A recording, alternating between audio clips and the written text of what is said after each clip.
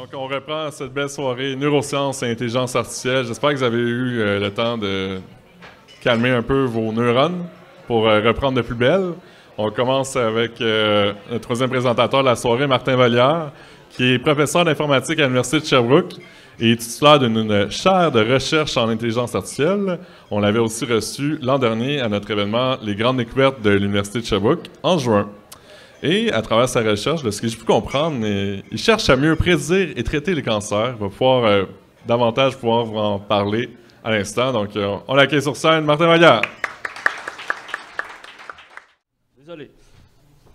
Moi, je m'excuse d'abord là, pour ça. Et pour, dans le fond, ma présentation, je n'ai pas de grosses animations. Puis c'était vraiment bon, les présentateurs avant, là, je trouvais.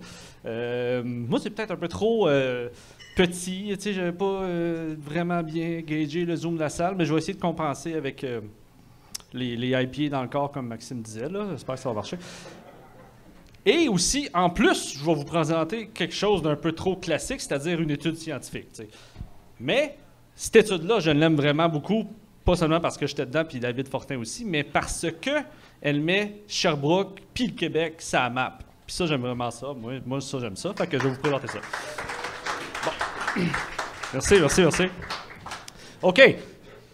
Pour initier tout ça, qu'est-ce que je vais vous présenter, je veux mettre une phrase en évidence, c'est l'IA en santé se fédère.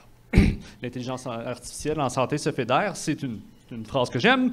L'intelligence artificielle, je vais y aller rapidement parce qu'on a déjà eu des bons exemples tantôt, mais il y a des entités comme DALL-E 2, développées par OpenAI, qui, tu lui donnes du texte, il te génère une image artificielle. C'est vraiment génial.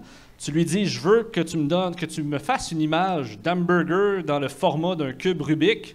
Pouf, c'est ça qui sort. T'sais? Puis on s'entend que ça n'existe pas dans la vie, un hamburger dans un format d'un cube Rubik, quoique moi j'ai le goût de l'essayer bientôt, mais tu sais, c'est quand même cool pareil qu'on puisse générer des images artificielles comme ça. ChatGPT, on vient d'en parler aussi, c'est assez incroyable. Un agent conversationnel qui peut converser avec vous, justement. OK, je dis quelque chose, il te répond, il se souvient de ce que tu as dit avant.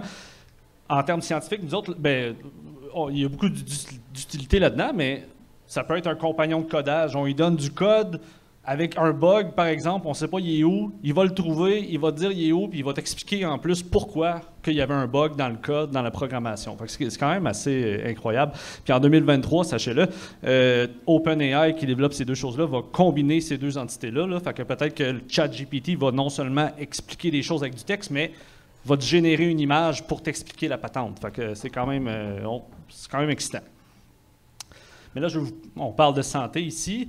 L'intelligence artificielle en santé, c'est une autre bébite parce qu'on a moins de données à analyser. Tu sais, ce que je viens de présenter, DALL-E 2 qui génère des images, ChatGPT, ils ont été entraînés, comme Antoine a dit aussi, c'est des milliards de neurones, mais ils ont été entraînés justement avec des millions de données. Puis c'est pas ça qu'on a nécessairement en santé pour exploiter à profusion de façon optimale l'intelligence artificielle. On a de la prévention qu'on pourrait faire. En fait, il y a 3 grands domaines, la prévention, le diagnostic, le traitement et le suivi, puis il y a de moins en moins de données par rapport à ça. Prévention, on pourrait rassembler toutes les données quand vous allez voir vos médecins de famille, par exemple, et si vous en avez un, puis ça, c'est une autre histoire, puis tout rassembler ça pour faire la prévention des maladies. Bon, ensuite, le diagnostic. Par exemple, le diagnostic du cancer, on s'en va vers là. Bien, évidemment, on a moins de données là-dessus parce que c'est pas tout le monde qui a le cancer. Fait comment qu'on deal avec ça? Ensuite, est-ce que quelqu'un qui a tel cancer, est-ce qu'il va mieux répondre à tel traitement ou tel traitement? On a encore moins de données pour ça. Fait comment est-ce qu'on peut exploiter toutes les grandes avancées précédentes qu'on a mentionnées avec quelque chose qui a vraiment pas beaucoup de données? C'est un défi. Puis c'est un peu ça que dans mon laboratoire de recherche, on essaie de faire, en fait, d'exploiter au maximum l'intelligence artificielle avec peu de données. On bâtit des modèles prédictifs. Modèles prédictifs qu'on espère puissent mener à une meilleure personnalisation des traitements du cancer, par exemple, et à une meilleure médecine de précision. OK. Puis l'intelligence artificielle, là, je lâche un réseau de neurones comme ça, puis tant mieux, Antoine vient de l'expliquer c'est quoi, mais c'est beaucoup de neurones connectés entre eux. Un réseau de neurones qui peut être très profond, qui bâti des modèles prédictifs pouvant mener à une meilleure médecine de précision, pouvant tenter de déterminer si un patient ou un autre va mieux réagir à tel ou tel traitement, dans le cas du cancer, par exemple. Fait que là, dans ce contexte-là, pas beaucoup de données, intelligence artificielle, bâtir des modèles prédictifs, qu'est-ce qu'on fait avec ça? L'IA en santé se fédère. Je parle de fédération, je veux terminer ma phrase, c'est là que je m'en ai. Fédération, ensemble relativement décentralisé où chaque entité tient des pouvoirs qui lui sont propres. Une fédération, c'est quoi? En gros, le Canada en est une, les États-Unis en ont une, l'Europe en est une aussi. Certaines fonctionnent plus que d'autres, on en reparlera tantôt. Mais là, fédération en santé, qu'est-ce que ça veut dire? Peu de données, comment maximiser l'information? On peut tenter de maximiser l'information en analysant le plus possible de données, de types de données différentes ensemble, ou en maximisant le nombre de données, parce que c'est ça qu'on parle. Là. Utiliser l'intelligence artificielle, ça veut dire utiliser beaucoup de données. Comment on fait ça en santé? Augmenter le nombre de données qu'on analyse. Quand je parle de type de données, mais je parle d'analyser des tables et des tables de tests de laboratoire, des données tabulaires de tests de laboratoire et de ci et de ça qui sont dans nos hôpitaux, des images, on va parler d'images, des notes de texte, des analyses plus bas niveau comme des analyses génomiques, différents types d'omiques, protéomiques, tout cela ensemble. Comment on intègre ça dans des modèles prédictifs? Ça maximise l'information pour bâtir des modèles prédictifs. Mais ce que je veux vous parler aujourd'hui, c'est les nombres de données. Comment on fait ça pour augmenter le nombre de données en santé? On pourrait dire, ben regarde, on prend les données de Sherbrooke, de Montréal, de Québec, puis on amène ça à Victoriaville, par exemple. Tout centraliser ça à Victoriaville. Ce serait un exemple de qu'est-ce qu'on pourrait faire. Prendre les données puis les mettre dans un endroit central. Mais c'est pas ça qu'on fait. C'est pas ça qu'il faut faire, en fait. Il y a des enjeux là-dessus, le transfert, le stockage de toutes ces quantités de données-là. Puis en transférant ça, il peut y avoir des enjeux de sécurité, de bris de confidentialité de vos données de santé, en fait. Fait que c'est pas ça qui se passe, en fait, une solution centralisée. Ce qui se passe, ce qu'il faut faire en recherche, c'est une solution... Wow! Là, c'est bon, OK, il y a des petits problèmes avec les vidéos, mais je pense que j'espère que vous voyez un peu le principe. Le principe de l'apprentissage fédéré, c'est que les données restent où est-ce qu'elles sont, à Sherbrooke, à Montréal, à Québec, et on fait voyager à la place les réseaux de neurones. Donc, c'est les réseaux de neurones, les modèles qui voyagent, puis qui vont d'une place à l'autre se mettre à jour, en visitant une petite partie des données locales dans leur environnement sécurisé, parce qu'elles restent où est-ce qu'elles sont. Donc, il y a des défis évidemment, on ne voit pas toutes les données globales qu'on voudrait voir, mais on voit juste seulement une partie des données à la fois.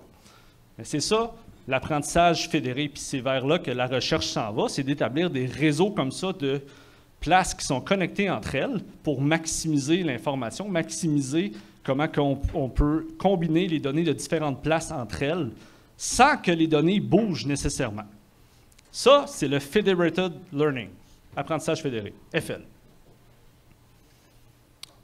Et là, l'étude que je vais vous parler, qui est un bon exemple de où est-ce qu'on s'en va, je crois, en recherche en santé, en utilisant le Federated Learning, c'est celle-ci, bon, dans Nature Communications, à la fin de l'année dernière, c'était dans le domaine du cancer ici, des glioblastomes, un cancer du cerveau. La prémisse de base étant que c'est un cancer rare. C'est un cancer rare dans le sens qu'il y a à peu près moins que 3 personnes sur 100 000 qui vont développer des glioblastomes dans leur vie. Donc, ça veut dire que dans chaque hôpital, partout dans le monde, il n'y en a pas tant que ça de gens ou de données à analyser. Mais comment est-ce qu'on va rassembler toutes ces données-là ensemble au même endroit? Non, on va les laisser où est-ce qu'elles sont. Et le Federated Learning, oui, on l'aime, le Federated Learning, va nous permettre de tout mettre ça ensemble dans une même étude. Donc, la façon d'analyser des données provenant d'un cancer rare, c'est avec le Federated Learning. Puis le but ici, c'était, OK, de développer un algorithme qui définit exactement où est la tumeur, le glioblastome, dans le cerveau. Ça, c'est des images d'imagerie par résonance magnétique. On en a vu tantôt un peu. 4 types différents d'images que vous voyez à droite. D'accord. Le but ultime de ça, c'était de dire, dans l'imagerie du cerveau, voici précisément où sont les 3 sous-régions caractéristiques de ce cancer-là. Précisément, c'est-à-dire il y a 3 grandes sous-régions qui définissent les glioblastomes. Est-ce qu'on est capable de développer un algorithme automatique en Federated Learning qui définit exactement ces choses-là? Puis ça, de faire ça, en fait, ça facilite la caractérisation individuelle de chacune des tumeurs d'une personne ou d'une autre. Et donc, ça permet de s'en aller vers une meilleure médecine de précision. Fait que là, vous ne voyez pas grand-chose, mais la magie de cette étude-là, c'est que toutes les données sont restées où est-ce qu'elles étaient. Okay? Il y en avait dans 6 continents, dans 71 sites. Ils sont restés où est-ce qu'elles sont, mais l'algorithme, les réseaux de neurones ont voyagé à travers les 71 sites pour apprendre le meilleur réseau de neurones possible, pour faire la segmentation, la délinéation, l'identification précise des glioblastomes. Donc, c'est une étude de grande échelle mondiale, puis ça regroupait en tout 6000 patients environ, ce qui est jamais vu pour ce cancer rare-là, fait que c'était vraiment bien. Fait que ça ressemble à ça, un réseau fédéré mondial. C'est de regrouper tout ça ensemble, tous ces différents centres-là, où est-ce qu'il y a différentes données locales entre elles, sans que les données bougent. Et donc, comment ça marche, en fait? En fait, il y a un réseau de neurones qui part, initial, on l'envoie dans un endroit qu'on appelle un central server, un serveur central. Ici, c'est l'Université de Pennsylvanie qui a géré tout ça. Sherbrooke était un des participants de cette étude fédérée-là. Ce qui se passe, c'est que le réseau de neurones global qu'on veut entraîner, il se duplique en 4. Il s'en va un peu partout dans les données, dans les nœuds du réseau, c'est-à-dire à Sherbrooke, en Asie, un peu partout dans le monde. Tout le monde apprend localement ce qui se passe, avec les données seulement locales qu'ils peuvent voir. Les réseaux reviennent à l'endroit central, donc il n'y a aucun partage des données. Et là, il y a ce qu'on appelle la fédération des réseaux de neurones différents qui ont été appris partout dans le monde. Et là, il y a une agrégation de l'information globale qui a été appris partout dans le monde pour updater, pour mettre à jour le modèle final qu'on va avoir, le modèle global. Puis ça peut se faire répéter plusieurs fois. C'est ça, le paradigme du Federated Learning. Donc, en gros, le Federated Learning a permis d'améliorer significativement dans cette étude-là la segmentation puis la délinéation, l'identification des glioblastomes. Le modèle il est plus performant que précédemment, il est accessible à la communauté. Puis le réseau qu'on a créé à la sueur de notre front, en fait, parce que c'est difficile de créer un réseau fédéré comme ça, il est prêt pour des nouvelles études. Ça prend une impulsion. Il faut créer quelque chose où est-ce que les établissements de santé sont connectés entre eux, mais une fois que c'est fait, on est prêt pour des nouvelles études. Donc, l'apprentissage fédéré va accélérer le développement de l'IA en santé parce qu'on peut analyser plus de données diverses. On peut puis mettre en place ce type de réseau-là, c'est un défi, c'est sûr, parce qu'il faut établir une certaine infrastructure commune dans tous les établissements de santé. Puis un des défis, c'est l'accès aux données pour la recherche, puis c'est ce sur quoi on travaille pour les prochaines années. Donc, merci beaucoup pour votre attention.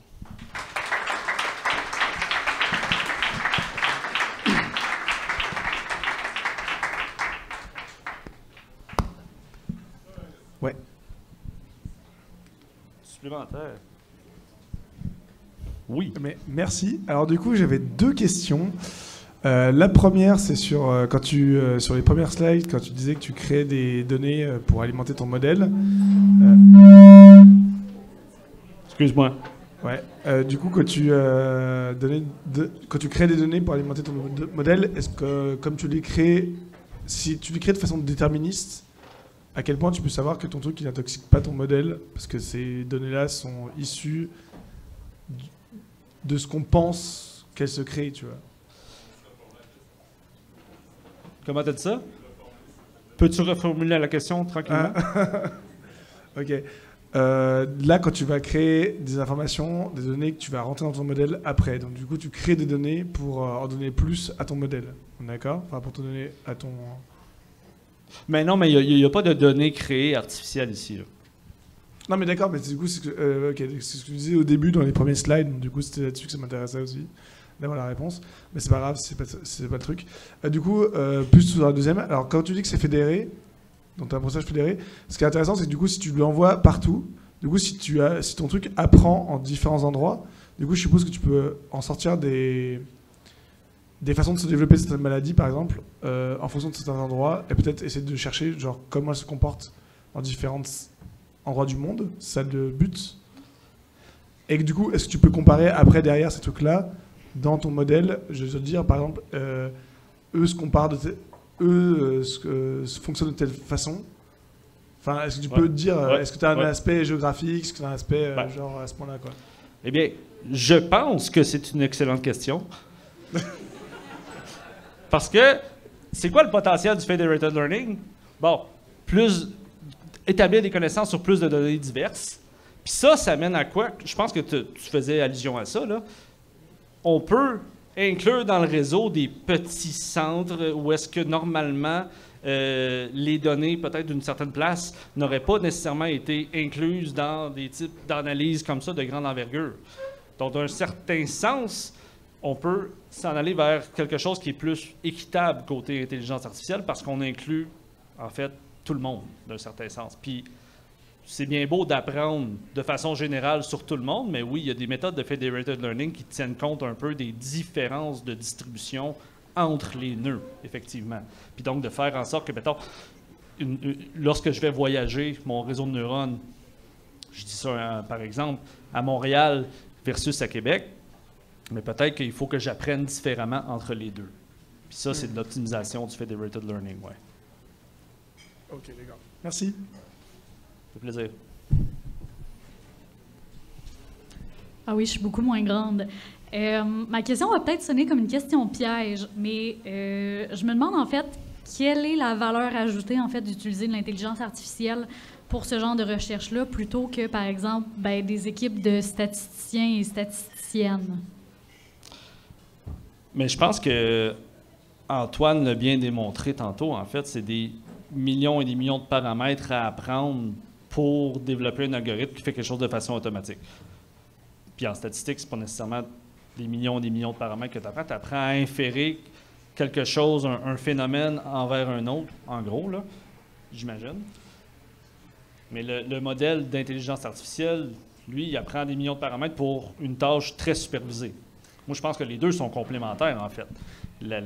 L'inférence statistique te permet de mieux informer comment tu dois apprendre par la suite. Puis ensuite, l'intelligence artificielle bâtit un modèle qui est dédié à une tâche bien spécifique puis qui fait la job. Mais les deux doivent être connectés entre eux là, selon moi. Puis, sous question, comment est-ce qu'on modère les risques de biais dans ces données-là?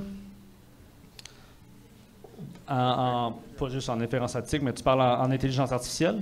Oui, ouais, exactement. Oui. J'imagine que c'est ça la question. Mais il y a des théories probabilistes de comment intégrer justement des différences de distribution d'une place à l'autre pour que l'entraînement soit fair, en fait.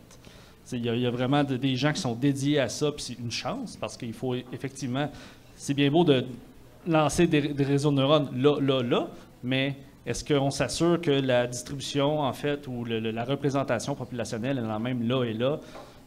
C'est des questions vraiment pertinentes, là, ça, là. Fait qu'il y a des... Je dirais que c'est dans le fondement de comment que probabiliste des réseaux de neurones, il y a des théories qui amènent ça, là, la fairness dans l'entraînement. Parfait, merci.